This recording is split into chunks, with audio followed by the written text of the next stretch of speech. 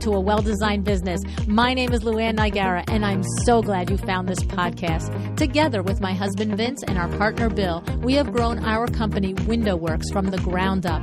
So I know and I understand the challenges you face in running your interior design business.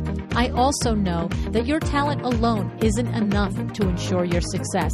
So on this podcast, we talk about strategies and practical steps to help you grow your business.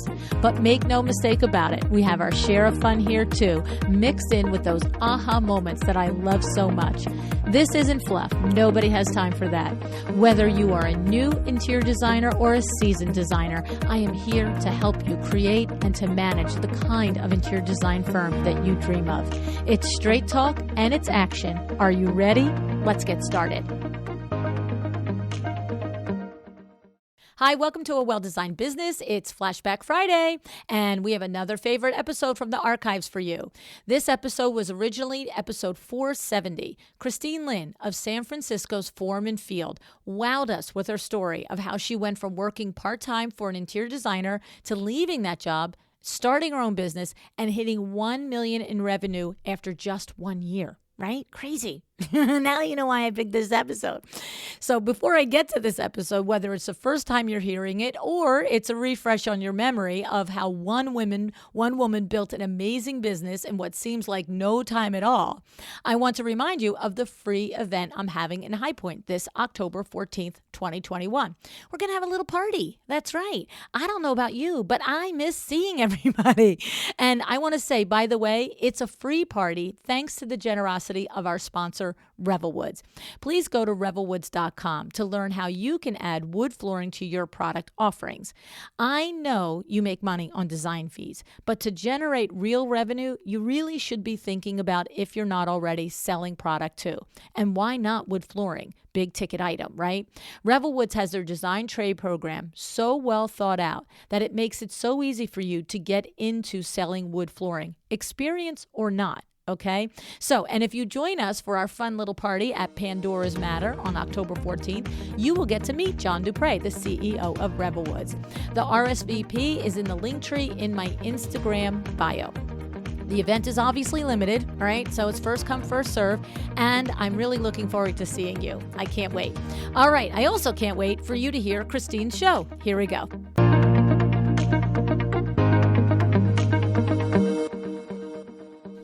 Hi, Christine. Thanks so much for joining me on A Well-Designed Business today.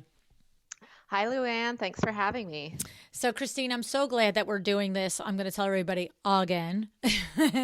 We had done this one time last January in 2019, January 2019. And then what happened was when I went to edit the show, I found out that the recording only captured one side. It didn't capture both of our recordings. And so that is just my ongoing love affair with technology. Yep. I know. And so, but the thing is that I was you impressed me so much in that interview. And I said to you when we started talking today that I had 4 pages of notes from that conversation. And there was so much good information in there. And what's interesting to me is that when we connected again today, you said, LuAnn, 6 months ago feels like a lifetime ago. I've done even more in my business, learned even more lessons, and overcome more things that it's hard to believe it was just 6 months ago. So I've got 5 pages in front of me. I'm ready to go. Sounds good. Right? So here's the thing. You sent me an email in the fall of 2018, and you said that about 2 years ago, I officially created my business and started listening to A Well-Designed Business while working part-time for another interior designer. And then about 16 months ago, I quit my part-time job to focus on form and field full-time. And at that point in January of 2019, you had just spent 1 full year in business. And what you said to me was that I had been published multiple times and I'm on track to hit over $1 million in revenue. And I just have to tell you, that is remarkable. And so get us started. Tell us what was going on when you were working part-time for the other designer. What were the things that you were taking away from both the experience of working with that designer, Christine, and from listening to the podcast that you were in the moment thinking were valuable, and then hindsight, when you were out on your own, you were like, yes, that was a good thing that I took away? Yeah, so I guess for a well-designed business, listening to that podcast, I was determined to, not hire anyone until my business was in a good state to hire someone. And what I mean by that is, I'm not going to bring someone on if it's a mess and I don't have systems and I don't have process. And so, from listening to a well-designed business, I really took a lot of time building out my process and making sure I had docs. It was just me working on my projects, but I wanted to make sure everything was documented, and so that when the time came to hire someone, I would be able to just onboard them much quickly, and I would know, how to train them. I love And that. so, You know what? I just want to cut you off there because you know yeah, what that is? What we say all the time on the show is running your business as if it's already a big business, right? yep, Yes. exactly. Yeah, go ahead. Yeah, and it's like even, I had a employee handbook before I even hired anyone. And, yeah. So things like that, right? And I learned all of that through a well-designed business in terms of specifically for an interior design business, what do you need to have set up? The purchasing and like drawings and whatever you do on a day-to-day basis. I didn't know those specifics yet because I came from a career in tech. And so it's really about learning, for the interior design business, what makes the most sense. And then for the part-time job, I learned a lot of what not to do, to be honest. Mm. It wasn't a well-run business. And I think, during that experience, I did get to learn a lot about vendors, which is Mm. great, getting exposed to different vendors.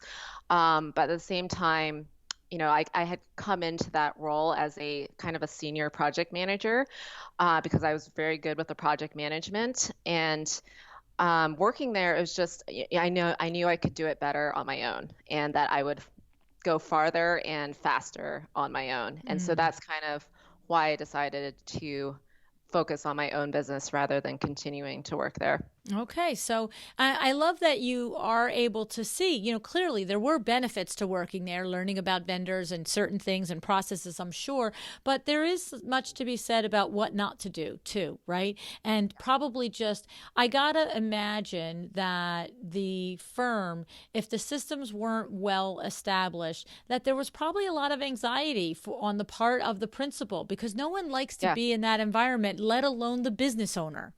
Exactly. Yeah, it was just this constant anxiety, fire, like putting out fires all the time. And, all this stuff could be prevented if there was enough planning. Right. And so that's kind of what I determined, like my business, you're not going to be putting out fires all the time. We're going to have regular hours.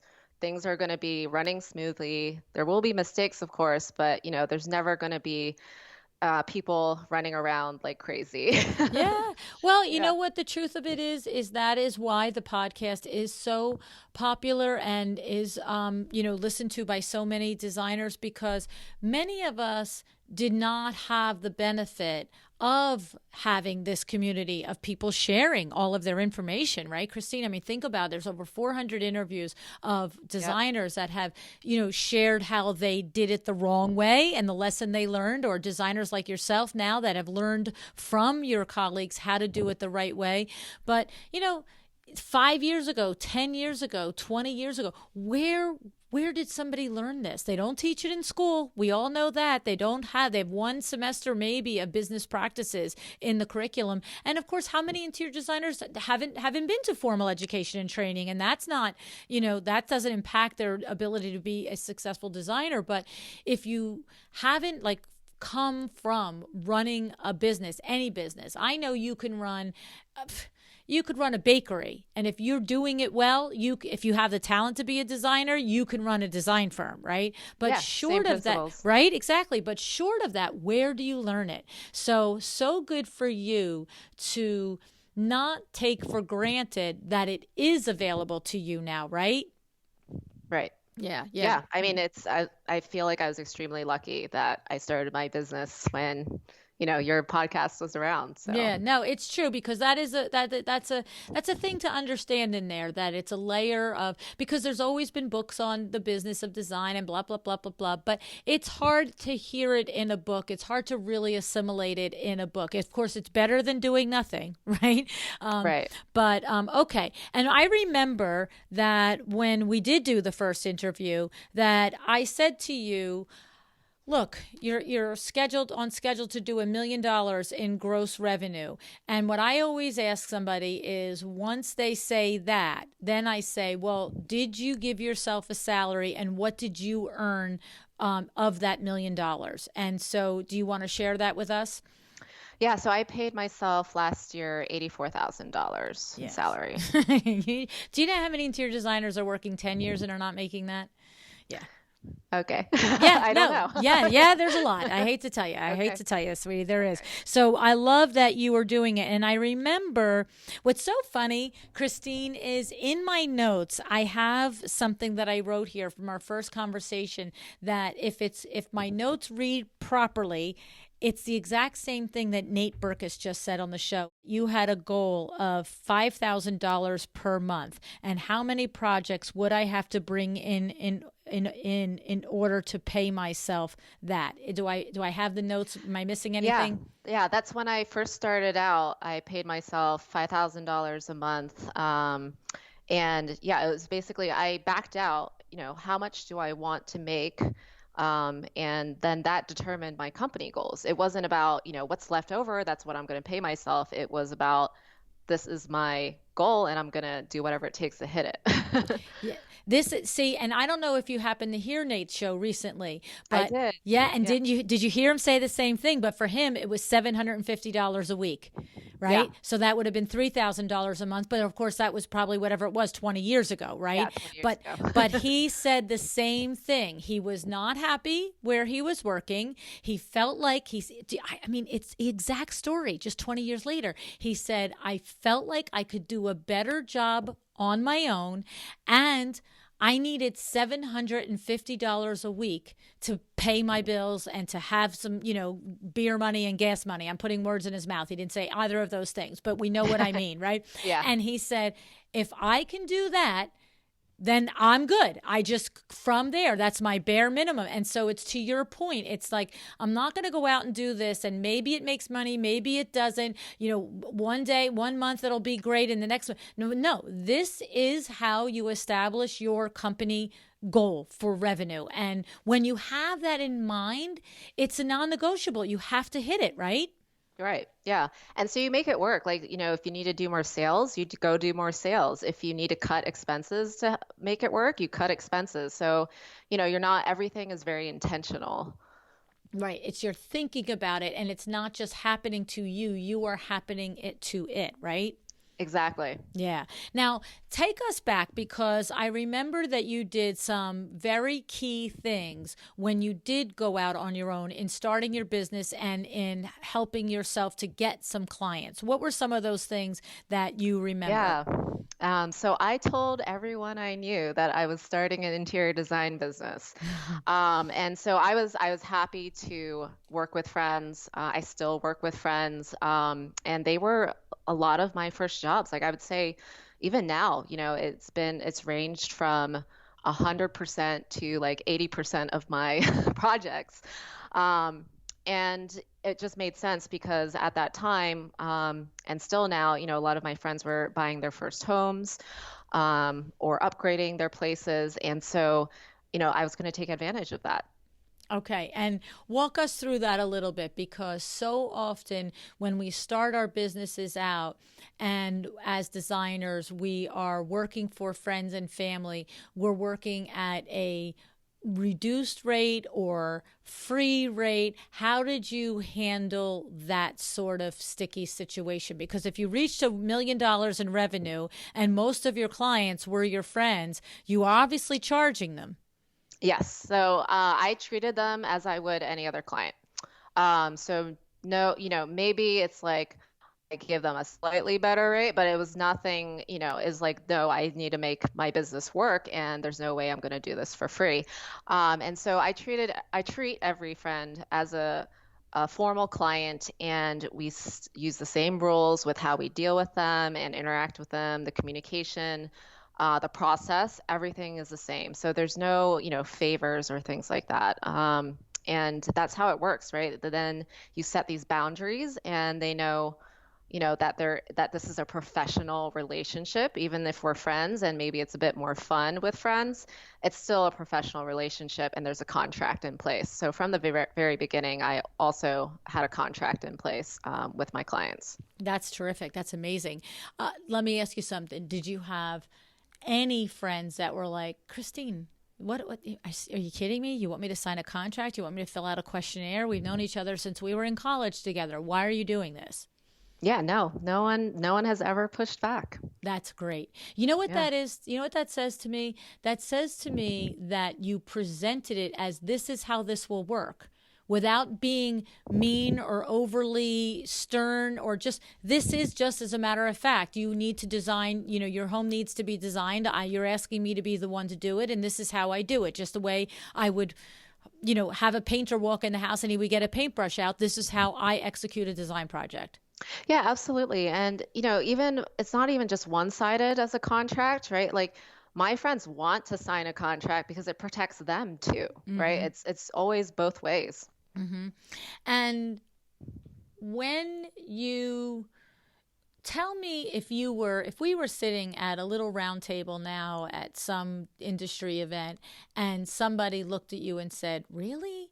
Like no one said, why are we doing this? Because my friends all the time expect me to answer them and text them at all hours of the night. And, they send me pictures of the lamps and wondering. And when I wanted them to sign a contract, they said no. And why are you charging me? Like, to give it. Yeah. What do you say? Well, I think, you just probably have to explain that what you're doing is not a hobby and it is a business. Like it is your livelihood, right? And so I think when you bring it down to those personal terms, that can help the friend understand. I have a lot of friends who are in business, and so it's I don't need to explain that because they understand that. But I think if you're working in some other markets, maybe you're working with a lot of you know housewives, or and they don't see it the same way. You just have to kind of explain that this is your job. It's not a hobby. Right. And I guess that's what it is. And it's one of the things that I often suggest that people do is they try and make it relatable to the person that they're speaking with. So if the woman your friend, if she happens to be, whether she's a Wall Street trader or she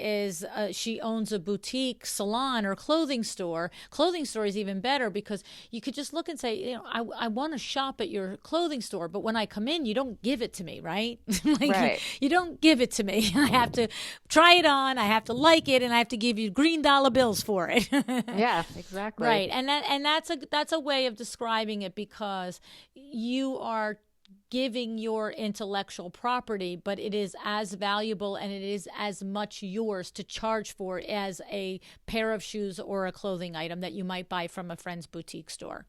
Absolutely. Definitely. Okay. So really, the answer is you just have to do it. And nobody likes that answer. I'm going to tell you what, nobody likes that answer, but they don't. They want this secret weapon. They want this secret way of, oh, there's a secret handshake and all my friends will pay me what I'm worth. There isn't. It starts with you. It starts with you, Exactly. right? It starts with how do you handle it, right? Yeah. Yeah. And, I think people underestimate other people with what they're willing to accept. I know I do this personally, and it's just put it out there, right? There's no harm in just putting it out there. Maybe they say no and you don't lose anything.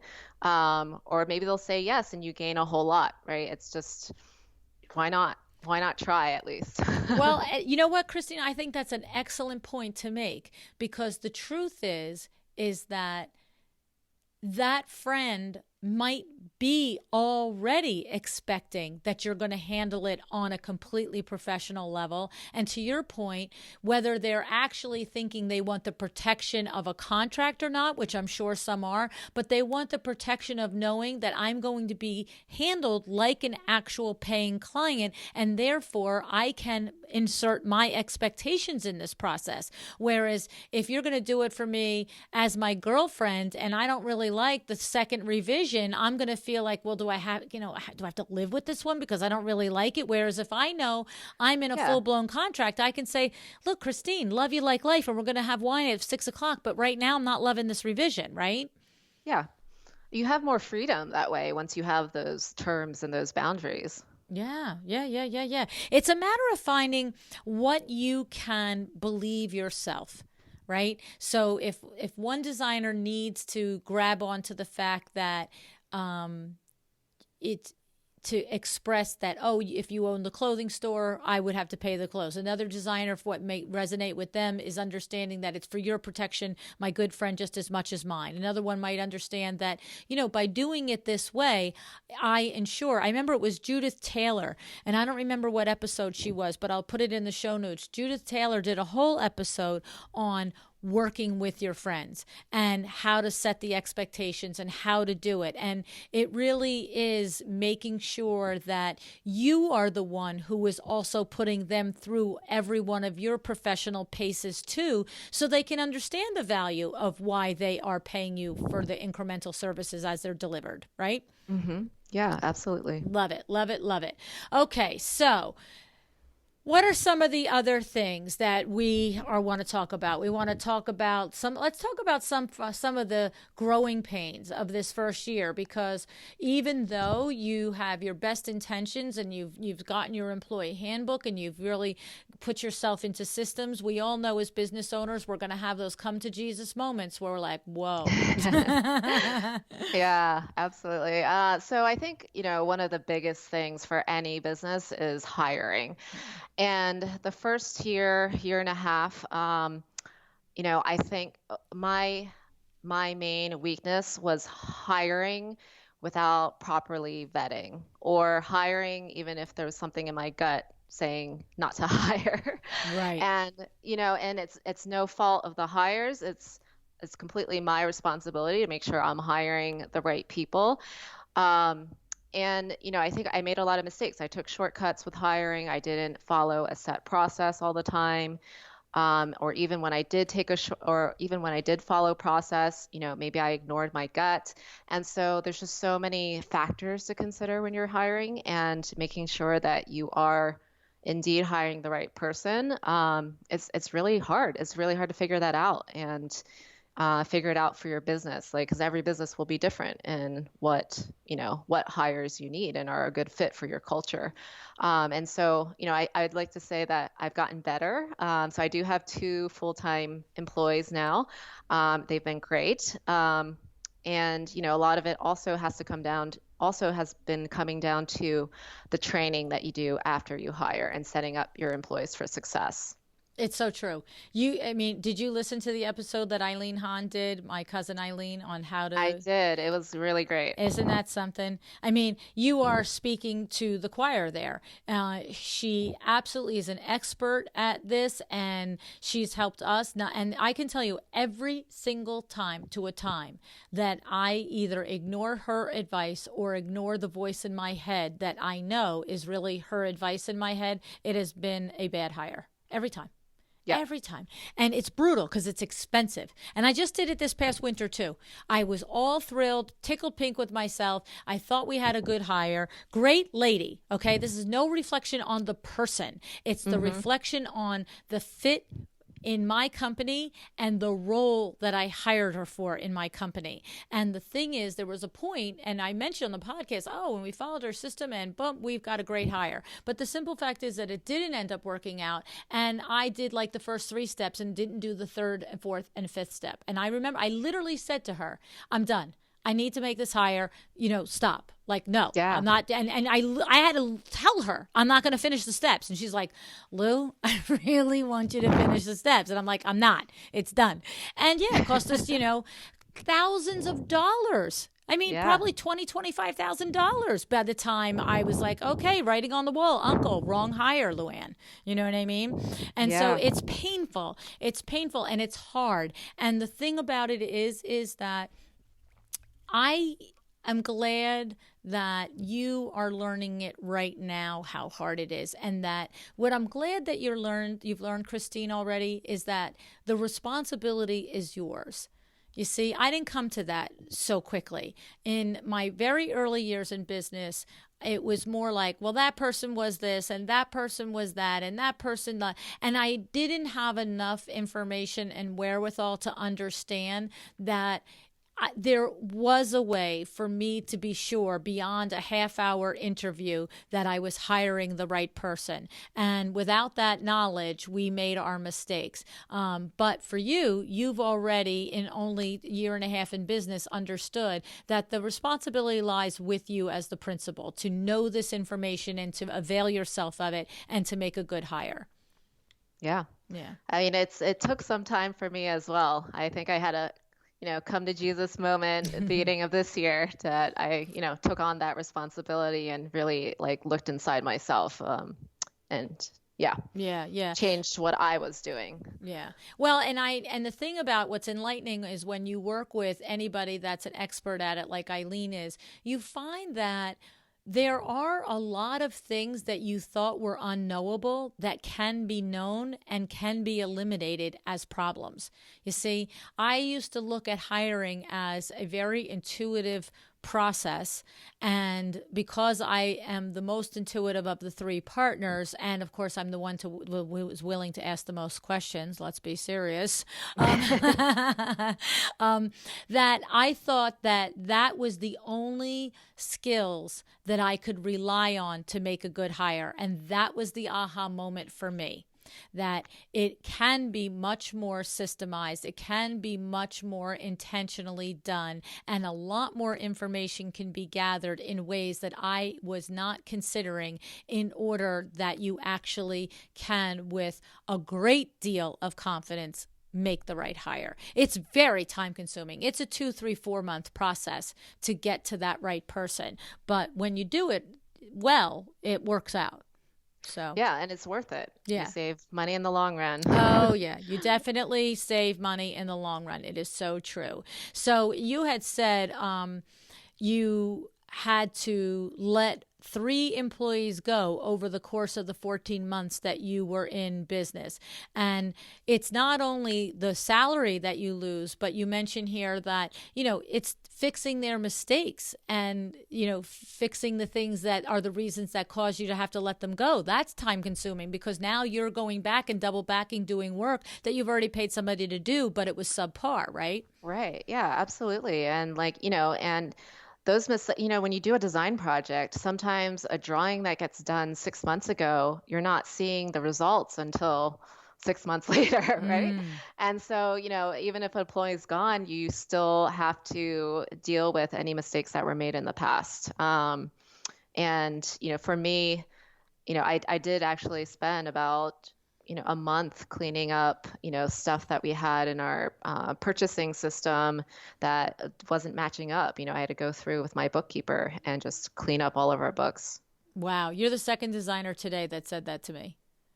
Yeah, it was painful, and never again. So it's, it's not just employees, but also with bookkeeping services, like you have to stay on top of it. That was one of the biggest mistakes I ever made, was thinking that, once I outsource this bookkeeping, I don't have to think about it. It's out of my mind. I can focus on other things, right? That's Nope. how it works, right? No, ma'am. And that was one of the biggest mistakes I ever made. And, my books for 7 months last year were a mess. And so we literally, my new bookkeeper and I, we spent 3 months cleaning up all the work that had been done. And so finally we're in a great state, but now I have bi-weekly meetings with my bookkeeper. I check all the expenses on all the income, making sure that everything's being categorized correctly. I know my numbers inside and out, and I know exactly where I stand in terms of profit and loss. And that's something I'm never letting go of because it's the most important part of keeping a business alive. Absolutely. You are such a smart lady. I swear to goodness. Hashtag smart lady on you. Okay. And you're a baby designer, a hashtag baby designer who gets a hashtag smart lady. But the thing about it is that I want to ask you about some of the mistakes. Okay. I want to pick that apart a little bit, but I want to say is you said something very, very, very important there, that it doesn't matter if we like it, we're good at it, it makes our eyes want to bleed by looking at the numbers and looking at the statements and looking at the P&L statements. You cannot turn it over carte blanche to someone else. I mean, I turn it over carte blanche to the VIN man. Let's be serious. I don't turn it over. It's his. He does it. Yeah. But he is my husband. He is my partner. He is not going to steal from us, right? Yeah. But exactly. beyond that, I wouldn't even turn it over to a sibling. I wouldn't turn it over to because money is a funny motivator. It is a funny thing. And the worst the least problem that you can have is that somebody is just unknowingly negligent. The worst that you can have happen is that somebody is knowingly stealing from you. Yeah. Right? And so your situation was unknowingly negligent, or did they actually steal from you?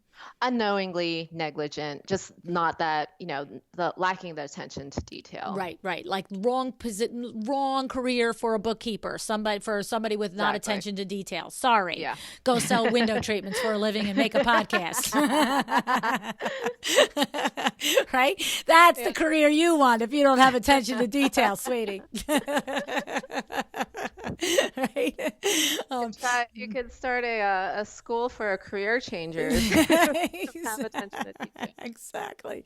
So, but we had at LuAnn I Gara Live in March at the event, Corey Damon shared with us a story that I feel very comfortable sharing here because he shared it publicly, everybody there. And he shared with us how I specifically asked Corey to be a part of the event, and I paired him specifically with Peter Lang, the designer CPA, because I know that Corey, no matter how big his business has grown, and I don't, this week in real life, we just found out the announcement that Corey has a new book coming out with Rizzoli. So congrats on you, Corey, publicly. But I know from talking to him that no matter how big his business grows, and if he's in Detroit or he's in New York or he's in, Florida, wherever he is designing, he has a mechanism in place with, the weekly check-in with the bookkeeper. It is not something where somebody at that level, at that much clients in the pipeline, that much pressure as far as public responsibility, industry responsibility. He's not saying, yeah, I'm really busy traveling this week, I'll catch you next month. He does it every week. And the reason is because it's good business, but it also always comes from learning your mistake. And he explained to us at the event that I'm going to get some of the details wrong, specifically, but the thing was he had a bookkeeper that worked for him. And when the bookkeeper moved on and the position was filled by somebody else, this is like a year or 2 years later. And one day, I don't remember what he said was the catalyst for finding it out, but he was in the books and he was saying to the bookkeeper, or the new bookkeeper said to him, I don't understand, your cell phone bill is so large every month, blah, blah, blah. And he's like, well, it's me, and whatever he said, and she's like, yeah, but there's these two other numbers on here. And he's like, what? And he called the number, and it was one of the children of his previous bookkeeper. Oh my God. And so for 2 years, he told her, for 2 years, he was paying somebody else's phone bills. Yeah, it's crazy. That's right. And he said, now I look at every invoice, I look at every check, I look at every amount that comes in and comes out. And that's what you got to do, because I don't care that you don't like it. I know you don't like it. You know what I mean? But you got to Yeah, do it. It's not a hobby, right, Christine? exactly. Yeah. So how did you know, what was the red flag? How did you find out that the bookkeeper that you were trusting that originally had the position, how did you know you were in trouble to even regroup and find a new one? Honestly, I could have done it much sooner. Except I think I was ignoring my gut again. Uh-huh. But basically, I expect to see a profit and loss every month. And, and things weren't getting reconciled. Oh, Um, quickly enough to see those profit and loss, or I would go through expenses and be like, why is this being categorized here? That doesn't belong here. And they would always be trying to catch up. And so if they're always trying to catch up, that means there's a lot of stuff that is not correctly done. that's right. And so that's when I was just like, this is it. Like, I can't just not know how much I have. It was this like state of like, just it's always fuzzy where it's like, Chaos. I think I have this, but I'm Mm. not positive, right? And I wanted to be like, this is 100% sure what I have in the bank. Um, and yeah, and so that was the point where I was just like, this is not working out, and I need to find someone new. Okay, good for you because so unlike a lot of us, we never know what we don't know because we don't have this drive to necessarily understand our P&L and then to really understand that the number that's in the bank account isn't necessarily the number that we could spend against, right? Because we might be Exactly. sitting there with $50,000 deposit from somebody that 40,000 of it is going to go to cost of goods. So we don't have Exactly. 50,000, we have 10. Yeah, Right? and it's like, how do you make investments in your business if you don't know how much you actually have, right? Because I was trying to make marketing decisions and I couldn't do that, with full knowledge. And so that, I probably spent a little bit more in marketing last year than I actually really wanted to, Right, to right, be because you honest. were, yeah, right. You thought that there Yeah. was money that wasn't there that expected it to be there. So the thing is that you were ahead of a lot of us in coming to and wanting to know the information each month, whereas others of us might just show up every year at tax time. But when you were showing up each month, your bookkeeper was not showing up each month in the same page in real time as you were at. And that is a huge Exactly. red flag. I mean, Yeah, you don't do bookkeeping 6 weeks later. You do it in real time. exactly. Yeah. Yes. Okay. So very good. And of course, you did say, you ignored your gut a little longer than you should have. And so that is also a very typical thing. All of us do it. I don't care how seasoned we are.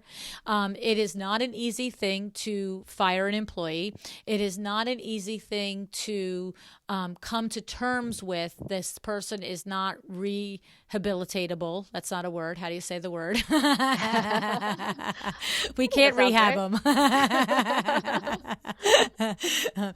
That's always been mine and Eileen's conversation all through the years when I would call her up and I'd say, I'm pulling my hair out. And we always start with, okay, are we wanting to rehab this employee or are we wanting to exit this employee? Because Yeah. that's two different paths that we take in Yeah. that process of, documenting and that process of having conversations and that process of, just not dropping the hatchet, but giving some latitude there. So yeah. So, I mean, but it is hard. It's hard we know it. And I love that you said that you knew it in your gut. And I also love that, it didn't take you 2 years. You didn't go 2 years doing this. You went a couple of more months and then you said, okay, enough. Yeah. Awesome. Awesome. Okay. I have on my list here another lesson that you had was that you got fired from a landscaping outdoor project that you said you probably shouldn't have taken in the first place. Tell us about that Yes. learning lesson, Christine. Yeah, so this was a real estate contact that I had. And she had hired me to do her backyard that she had recently purchased a home and wanted to do some work on the backyard. And so she asked me if I did backyard work. And so I was like, I can if you want me to. Say I yes and told- figure it out later. Exactly, which I is my typical MO because I do believe that anyone can learn to do anything. and I had done like a pretty nice backyard for my own project. And so, I did caveat that I did not have a lot of experience, but I would try. And as long as she like came into it with eyes wide open, I was okay with that.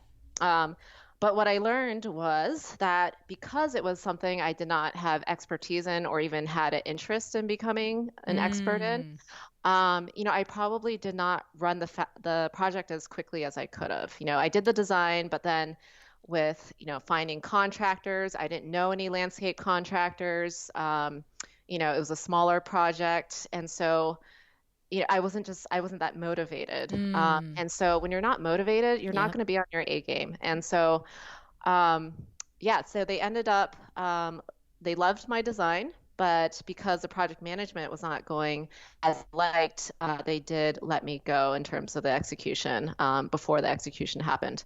Um, and so, that was the first and only time I'd been fired. And, I was a bit shocked at first because it did seem to come out of nowhere. But at the same time, I was like, yeah, I probably could have been more proactive, like you're right. Like, I could have found more contractors on my own, spent more time like getting bids, things like that.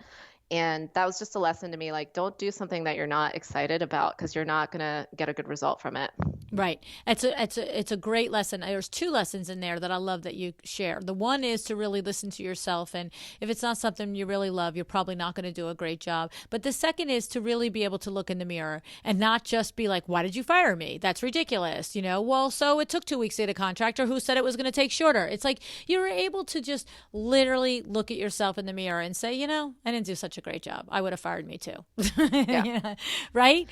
Yeah, there's always something that you could be doing better, right? Like even if it would have been fine with someone else, right? It's just you have to adapt to that person, the client's needs, and there's always something, you always play a role, right? No Right. matter what it is, even if it's not really your fault, you always play a role. That's right.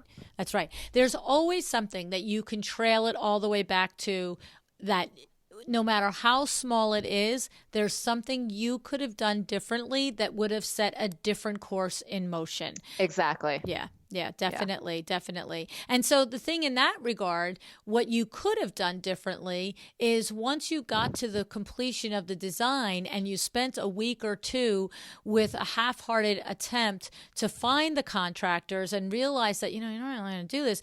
At that moment, you could have come back to the realtor and said, I know that you're happy with the design. I love it. You love it.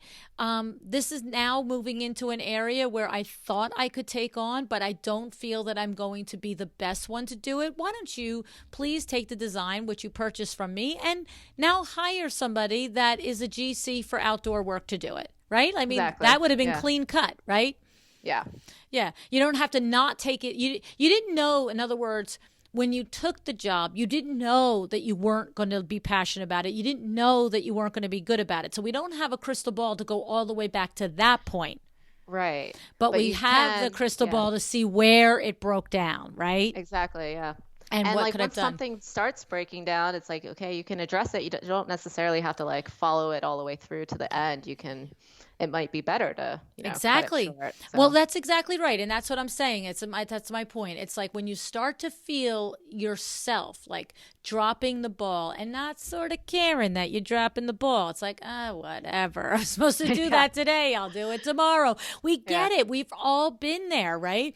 But the thing is, what do you do there? And the thing is that I feel when many designers are in that position, they think that their reputation will be damaged if they stop the project and have the hard conversation, rather understand that the reputation is worse damaged by doing a half butt job. You know what I'm saying? Absolutely. And Yeah. so and the thing is, there's nothing wrong with honesty. You had already said, I never did this before. I've done it for my own house, but I've never done it professionally before. So to come to her at that point in honesty, to me, that's not, That's not making less of you. That's not putting you at a disadvantage. That's saying I'm a professional and I recognize now I'm only in the process of the project management part of this less than 2 weeks. And I already know that it's different than when I run an interior design project, an interior project. I don't have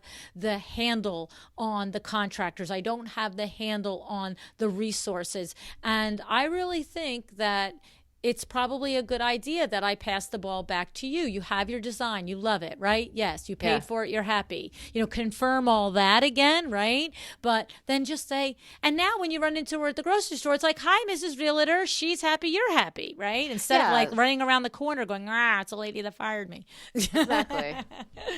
Everything's good, right? Yeah. Grown up conversation, right?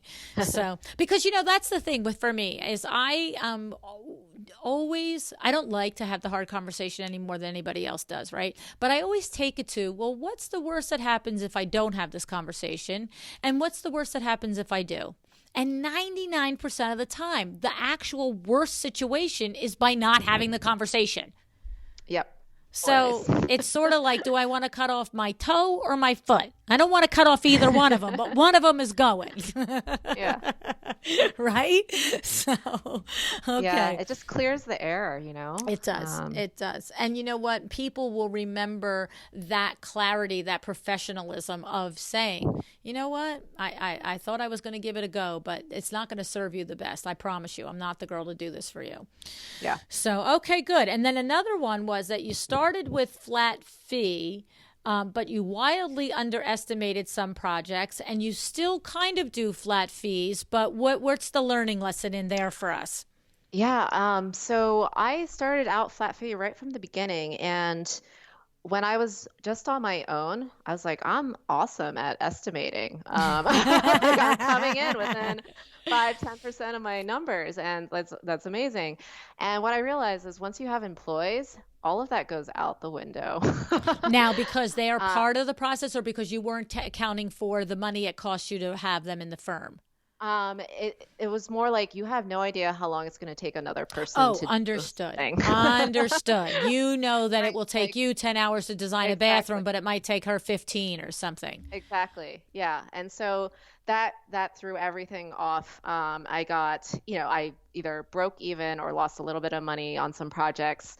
And what I learned from there, what I've changed in my process now is that we actually have started moving to hourly for most of our projects, because that's just the best way to do it until you know your employees well enough and you're able to set a track record in order to calculate those numbers for a flat fee.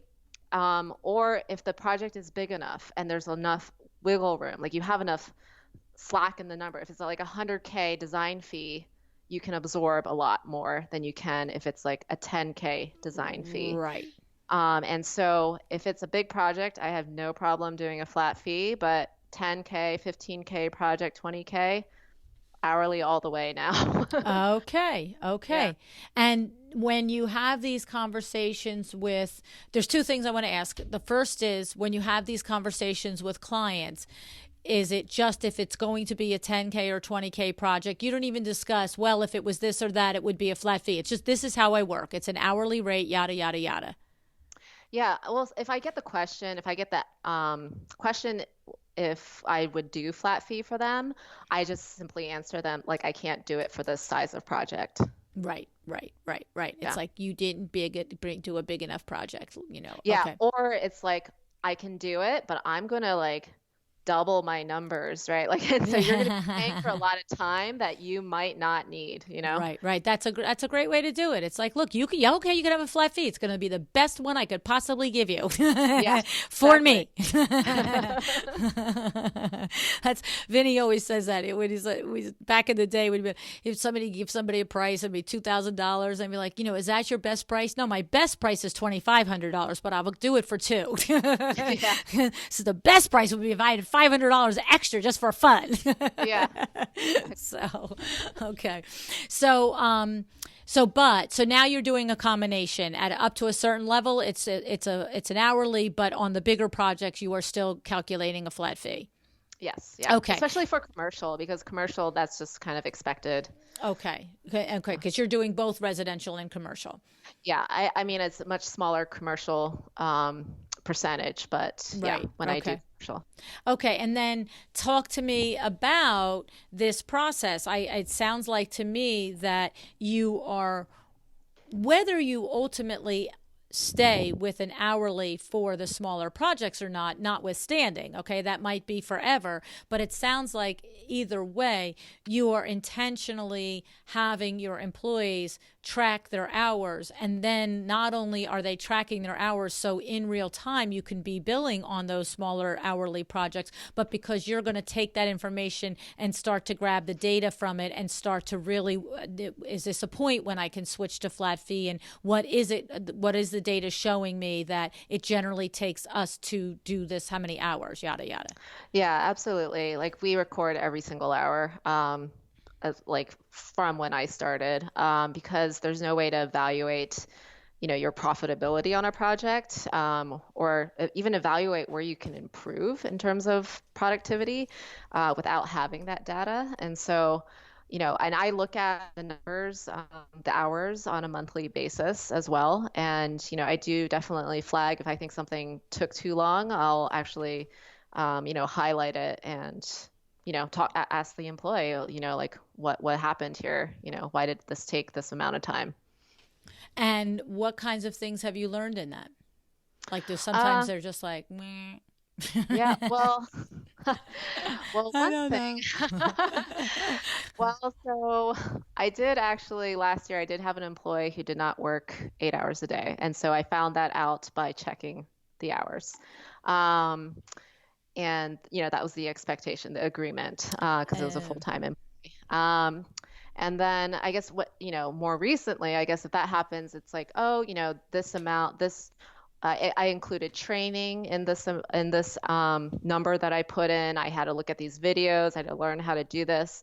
And then it's a conversation where it's like, oh, okay, let's put those hours onto the business because I can't, that's not going to be billable to the client. Any educational training stuff that goes to the business always.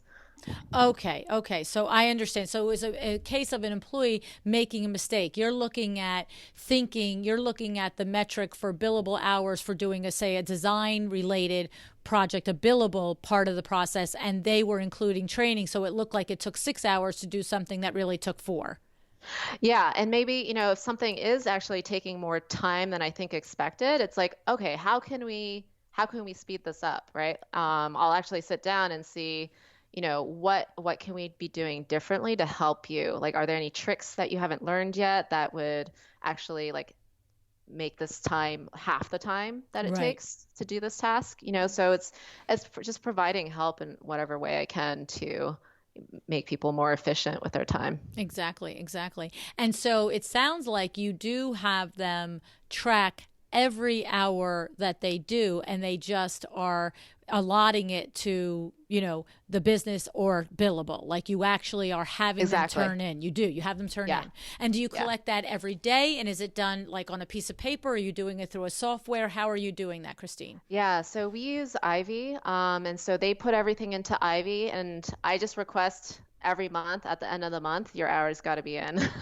Okay. Okay. But Yeah, you are looking at it daily, weekly, monthly. What are you looking at it? I look at it monthly. Okay. And how is that working for you? Because I would feel like I would forget 3, 4 weeks later if I would almost feel like I would want to. I mean, look, if I'm talking about an employee that's been my right hand man and a project manager or a senior designer for, years, whether that's 1 or 5, different story. But for, I would think up to at least a year, I would, and possibly longer, I would want to look at that more daily and Hmm. or weekly at minimum, just so that I Yeah, can be thinking, yeah, I yeah, saw them yesterday doing that, or I saw that. What are you telling me? You didn't do 6 hours yeah, yesterday because you weren't even here yesterday. You were on the, whatever. yeah. Yeah, and actually, so that's actually something I'm thinking about changing Yeah, I think you should. to more of a weekly or bi-weekly. And it depends on the employee. I think, some employees, like I see their output, right? Like I Mm-hmm. know they're Mm-hmm. good. Mm-hmm. And so it just depends. Mm-hmm. Well, I'll caution you on that, okay? Because Okay. here's the thing. It's one thing to have trust in somebody, but it's another thing to have a set system in place. You Right. see, No, you that's true. can't onboard somebody and say, well, I don't make her turn her hours into me every day Yeah. because she's special and I know that she's going to do a good Yeah. job, but you're an idiot and I don't know that yet. Like Has you to be can't, a rule. Yeah. it's got to be a rule, right? Yeah. Yeah. No, that's a good point. I think I will start doing that. Yeah. I have to say, I have talked to designers, principals that do. I remember Sandra Funk did it daily, and I remember walking into her office, and there was like this time, tracker, like it was a piece of paper. And Hmm. whether or not they put it into what other platform that they were using, the employee kept it at their desk, and it was like, okay, 9:15, logging into Sally Smith's project, 9:45 logging out of that project, 9:45, working with Rania on a marketing thing until 10:30, 10:30 to 11:30 logging into Mrs. Jones's project. And she had them do that every single day in real time, and she looked at it every day. Now, whether Hmm. or not, because she has a very strong team now with longevity, whether Right. or not that has graduated to, okay, you guys are all well trained, you know what I expect, and you could just put it into the software program and I can look at it every week or every month, I don't know. But I know that Yeah. that's how she ingrained in them that don't mess with me on this. Yeah. Like, That's a good idea. Yeah. yeah. I might have some changes for the Yeah, next yeah, right. Because you're busy too. And think about it now. You've got 2 or 3 people. Wait till you have 7 or 8 people. It's like, Right. where is everybody and what are they doing? And Yeah, also totally. too, it's not just about accountability as far as somebody knowingly fudging what they're doing. It's just like your bookkeeper, Christine. Yeah. It's like if the bookkeeper knows that you're not going to have a meeting with her until the first of the month, then she really could, be running amok all the way until the 30th of the month before, and then Right. trying to paste it all in. And if your employees know that you're not going to look at it till the end of the month or even the end of the week, it's like, oh, I'm really busy now. Oh, I want to leave. Absolutely. Right? Yeah. Yeah. Right? It's like, and then, and it's not about them trying to get away with it. It's about them on Friday going, what did I do Monday? Like, what did I have for breakfast this morning? You know what I mean? You just don't always remember, right? Yeah. Yeah. It's the accountability part that you mentioned. Yep. And when it's a rule, it doesn't feel imposed upon. Right. Right? If it's a rule for everyone, then it's the way we do things. But if it's only something you ask 1 or 2 out of 4 people to do, then it's sort of like, why are you making me do that? Right. You It see? doesn't feel fair. Yeah. No, and I'm going to tell you what, if you ever had only me do something like that, I'd be right back at you. I'm like, forget it. It's not happening. Nobody else does Yeah. it. I'm not doing it. So anyway, okay. So tell us, tell us some of the things that you mentioned to me. You didn't tell me the details, but you mentioned to me that the last 6 months have been eye-opening and just busting up. What are some of the good things before we go that you can share with us? Yeah. Well, I think one of the main things that I think really transformed how I run my business was the quote. Oh, I don't know if it's an official quote. I don't know who made this quote, but I read that all failure is a failure of management. Everything comes down to you as principal and owner. Yep. And so rather than trying to be like, oh, this employee didn't have that, this is like, no, like I hired really badly. Right. And, Or I trained badly. exactly, or I trained badly. Right. And so having that in mind, it just became much easier and more relaxed for me to run the business because then everything is in your control, right? It's not blaming someone else and trying to, change them. It's about what can you do differently to produce a better result. And so that goes for hiring, that goes for training. And so I spend a lot more time training now, right? If a mistake happens, it's not necessarily their fault. It's because there's something wrong with the process, or I didn't teach them how to do it properly. Right. And so when you take on that responsibility, while it's a lot of work, obviously, like I think you get stuck in the zone where you're like, I just have to be productive. I don't have time to train. But once you actually train, and they can do it better the next time, you just freed up a lot of time, right, for yourself. And so it's putting up this upfront investment to do everything properly and like take that time with your employees, and you'll get better long-term results. It's you're just so ahead of the curve here. You really are. You really are ahead of the curve because it usually takes many painful years of making mistakes and looking outside for why that happened to me, as opposed to looking inside into how could I have prevented that from happening. So good for you. Good for you. Yeah, you're good. Yeah. You're yeah,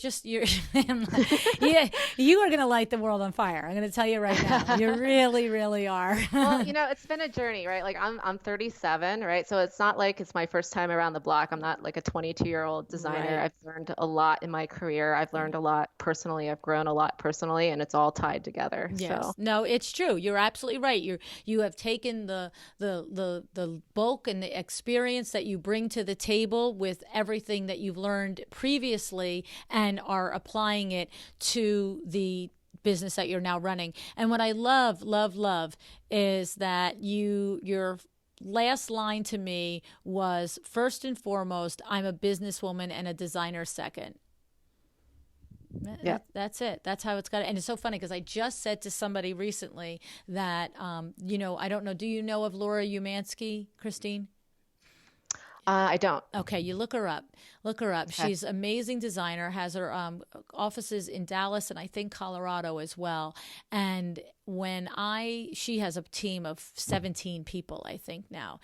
She is a powerhouse. Sweet, kind lady, smart, so buttoned up, and like when buttoned up systems wise, right? And each time I talk to her, when I run into her at the different markets, and last time I just said, that happens to be a businesswoman that also happens to be a designer. I mean, that's what she is. She's a businesswoman that happens to choose to do it through design. And so I think that's so awesome that you are already embracing that persona, that confidence, and that feeling of yourself and how your outlook on the business is. Good for you. Thank you, LuAnn. Yeah. No, I'm so glad that you came on the show, Christine. It's in the introduction, but like you're an MIT grad, like, you got a lot going on for you that are just things that kind of stack the deck in your favor, but you can hear, even for the experience that you bring to this business and for as smart as you are and all of those things, it still is a learning curve. You still have to, go through, scrape your knee and get up and evaluate, right? Yeah, the most important part is learning from your mistakes. Yeah, definitely. Well, good luck to you. I was so grateful that you came on the show. Thanks for doing it a second time with me. I appreciate it. Thanks for having me. It was great.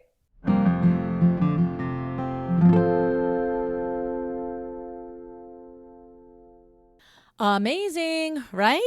Now, if you were at LuAnn Live last February 2021, then you got the chance to meet Christine virtually, right?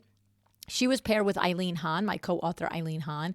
And in that conversation, Christine shared how much she has grown since this episode, in large part because of working with Eileen, but in no small part because of her own personal guiding mantra. All failure is a failure of management, right? Designer gets a measure wrong, it's my fault.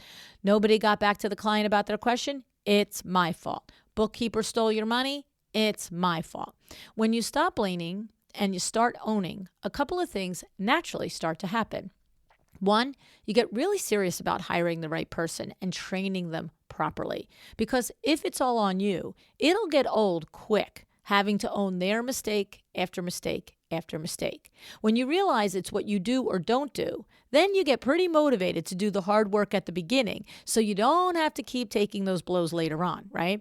And number two, you develop airtight systems. Again, because if it's all on you, it matters, right? You don't get to give yourself relief by putting blame on Sam, who somehow didn't know his job was to check all the messaging in the systems and address all the client requests within 24 hours. He should have known, right?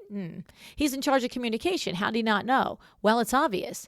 if you don't have a system set up for client communication, how can you know that Sam is doing it right? Right? You let it happen. You failed. We failed. I failed, right? When we run a team, it's all on us. So no one likes to hear that, to feel that. So what can you do to not let that happen next time? What training and what system can you put in place so you don't have to have that stabbing pang, right? And when you start getting intentional about your hiring, training, and systems, things start to take off. It's just a natural byproduct of owning all the failures in our business. Now, if you need help putting digital systems in place for orders, invoices, online payment, time tracking, product sourcing, and creating packages, take a look at mydomastudio.com. Go to mydomastudio.com/a well-designed business, and you will get a special offer for being a listener of the podcast. All right. And I also want to say, did you notice Christine's reaction to my recommendation to take another look at her time frame for checking staff timesheets? She was open to it. She thought it made sense. I think that this is one of Christine's distinct superpowers. She doesn't think she has it all figured out. She's not thinking, who is this lady talking to me about this? What does she know? I have a degree from MIT and tons of professional experience. I know what I'm doing. No, she's willing to learn. She doesn't know everything. I don't know everything. You don't know everything. No one does. And that's why I love doing this podcast. We're all learning and benefiting from each other's expertise and stories and lessons and failures and successes, right? It doesn't matter where you came from or where you're going, what you're doing now. I know that each one of us has some expertise, and I also know that each one of us can use some guidance, right? And, having humility doesn't mean you don't plan big or dream big. At LuAnn Live, Christine told us that she has her eye on being on the AD 100 list someday. Now, that's what I call a guiding light goal. The kind of goal that is so big that every day you have to do your best. You have to be your best so that you can be, like I always say, right? Be prepared to get lucky, right? Because so often it looks like the people that were tapped on the shoulder for whatever achievement they reached, it looks like to us that, they were just tapped, like I said, right? But no, it's practically never and probably never the case that they were just lucky. It's all the years before when you are growing, learning, and doing the hard work, just like Christine is doing now. So join me, right? Because I'm going to keep my eye out on Christine. And one day I know I'm going to see her on that AD 100 list. All right. I want to tell you that LuAnn University summer session is winding down right now as we speak. Classes will open up again in the fall in October. In the meantime, if you need to make some improvements on your business right now and you just can't wait until October, then I suggest that you pick up one of my books on Amazon. 2 of the books are collections from our Power Talk Friday experts, and my first book, The Making of a Well-Designed Business, walks you through all the foundation touch points that your business needs to have locked down in order to succeed. You can get the books at LuAnnNigara.com/book. All right. Thank you so much for joining me today. I just loved hearing Christine's episode again. I hope that you got some value from it, and I hope that you decide to be excellent. Thank you so much for joining me again today. This podcast is a production of WindowWorks, your resource for custom window treatments and awnings. To learn how we can help you on your next interior design project, go to www.windowworks-nj.com. And if you're interested in working with me on your business, either through masterminds or one-on-one coaching, or you want to know how to get my book, The Making of a Well-Designed Business, or you just want to know what's going on in the podcast land and where I'm going to be, all of that is found at LuAnnNigara.com. Thank you so much. Have an excellent day.